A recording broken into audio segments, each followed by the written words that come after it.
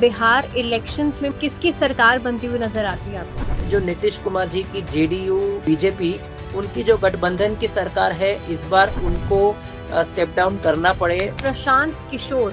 प्रशांत किशोर मुझे लगता है कि बहुत ही छुपे रुस्तम है। बिहार इलेक्शंस की बात कर लेते हैं भावे, क्योंकि इस समय पर सबकी निगाहें वहीं पर टिकी हुई हैं। डेट्स अभी आई नहीं है। नवंबर देखा जा रहा है, लेकिन शायद अक्टूबर तक भी डेट्स दिखाई देती हैं। क्या लगता है आपको इस बार बिहार इलेक्शंस में? मेरा सबसे पहले बहुत सीधा सवाल रहेगा, किसकी सरकार बनती हुई नजर आती है आपको? सीधा सीधा आपने पूछा है, मैं सीधा ही जवाब दूंगा। इस बार लगता है कि नीतीश कुमार जी का जो 9th टर्म है, वो शायद 10th टर्म ना बन पाए। अक्टूबर या नवंबर जब भी बिहार के इलेक्शंस डिक्लेयर होंगे, भावना एक्चुअली जो इलेक्शंस के डेट होंगे ना, वो भी काफी कुछ हमारे कैलकुलेशन में मायना रखते हैं। क्योंकि हमारे पास वो अक्टूबर एंड होगा या नवंबर में होगा, वो इतना एग्जैक्ट डेटा अभी तक फिलहाल नहीं मिल पाया है। बट ऐसा लग रहा है कि जो नीतीश कुमार जी की जेडीयू और कांग्रेस, सॉरी बीजेपी, उनकी जो गठबंधन की सरकार है, इस बार उनको स्टेप डाउन करना पड़े। बहुत हो गया, नीतीश कुमार जी ने एक सर्टन उम्र का तकाजा भी है। उनकी डेट ऑफ बर्थ की अगर मैं बात करूं तो 1 मार्च 1951 है।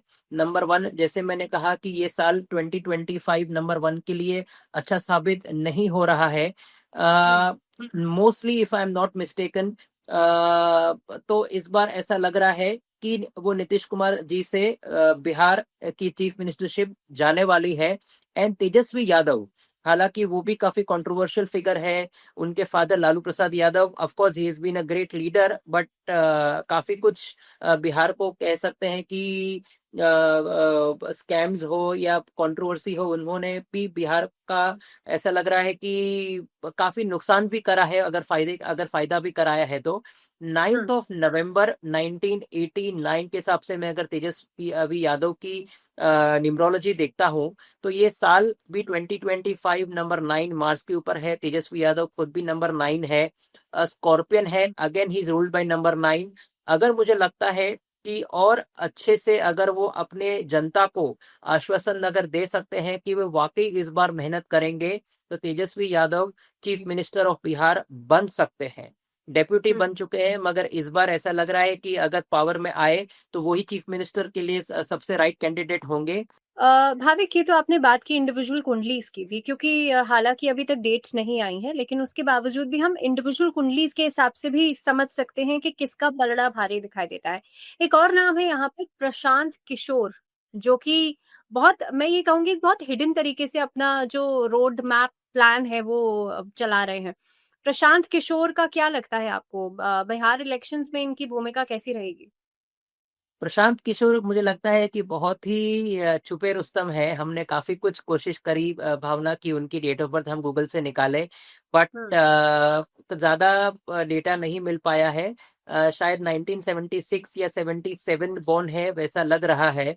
एंड ऑफ कोर्स एक आध वेबसाइट पे हमने उनकी डेट ऑफ बर्थ जानने की कोशिश करी, तो हम एकदम कॉन्फिडेंस के साथ नहीं कह सकते, मगर 20 मार्च 1977 ये उनकी डेट ऑफ बर्थ अगर मान के चलते हैं, तो ऐसा लग रहा है कि he is a great predictor. हमने देखा भी है उनके काफी कुछ लोकसभा के, राज्यसभा के, विधानसभा के जो भी प्रिडिक्शंस है किसी भी पार्टी को लेकर, वो काफी एक्यूरेट रहे हैं। Is been a bang on target.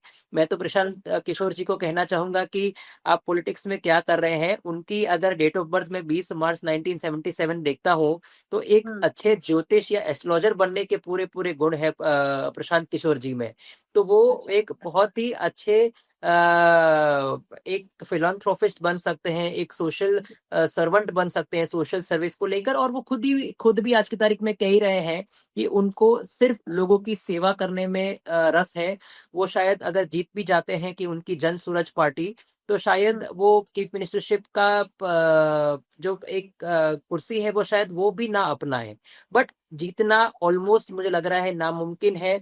Of course थोड़ी सीट्स जरूर लेके जाएंगे, बट उनका जीतना नेक्स्ट टू इम्पॉसिबल लग रहा है। हो सकता है कि इसके बाद वाले इलेक्शन में अगर वो ज्यादा ईमानदारी से या ज्यादा मेहनत से अगर वो आगे अपना प्रचार करेंगे, तो वो हम्म। शायद नेक्स्ट टर्म में इलेक्ट हो जाए। इस बार मगर जरूर उनकी जो एक पॉजिटिविटी है वो हुँ। काफी लोगों को पसंद आ रही है। मगर जीतने के आसार थोड़े कम ही नजर आ रहे हैं। भाविक, आपने यहाँ पे नीतीश कुमार का ज़िक्र किया था। नीतीश कुमार का गठबंधन जो है, ख़ास तौर पे बीजेपी के साथ, इसको किस तरह से देखते हैं? बिहार इलेक्शंस में भी एक मुख्य भूमिका है इनकी, लेकिन अगर हम बीजेपी के साथ गठबंधन की बात करें, ये कितना लॉन्ग लास्टिंग आपको दिखाई देता है?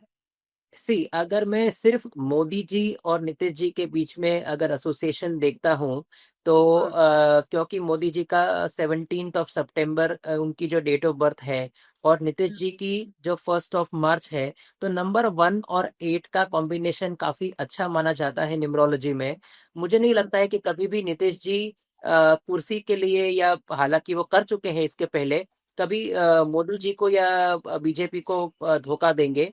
इस बार अगर वो सरकार जीतती है, प्रॉब्लम वही हुँ, है ना कि भावना की आजकल जिस तरह से ऑपोजिशन काफी ब्लेम गेम कर रही है कि वोटों की चोरी हो रही है, तो हुँ, कभी कभार ऐसे ऐसा लगता है कि वो, हालांकि कहने में अच्छा नहीं लगता है कि हम प्रिडिक्शन कितना भी कर ले, अगर ये ऑलरेडी अगर फिक्स हो चुका है या कुछ मैनिपुलेट अगर वो लोग किसी भी ओर से कोई भी पार्टी कर रही है, तो सारे प्रिडिक्शन धरे के धरे रह जाते हैं। मगर नीतीश कुमार जी का और मोदी जी का जो एक एसोसिएशन है वो काफी स्ट्रांग है। ऐसा नहीं हुँ, लग रहा है कि भाई अगर एक बार फिर से जैसे जैसे वो करा था नीतीश जी ने इसके पहले कि वो आरजेडी के साथ जुड़ गए थे और फिर वापस वो पलटी मार के फिर वापस वो जुड़ गए मोदी जी के साथ या बीजेपी के साथ। इस हुँ, बार नीतीश जी अगर हारे तो अपने ही जो बलबूते पे हारेंगे। वो ऐसा बिल्कुल नहीं करेंगे कि फिर से आरजेडी के पास जाए और फिर चीफ मिनिस्टरशिप मांगे। अब ये बंधन तो मुझे लग रहा है कि जिंदगी भर उनका टिका रहेगा, जीत हुँ। या हार जो भी हो जाए।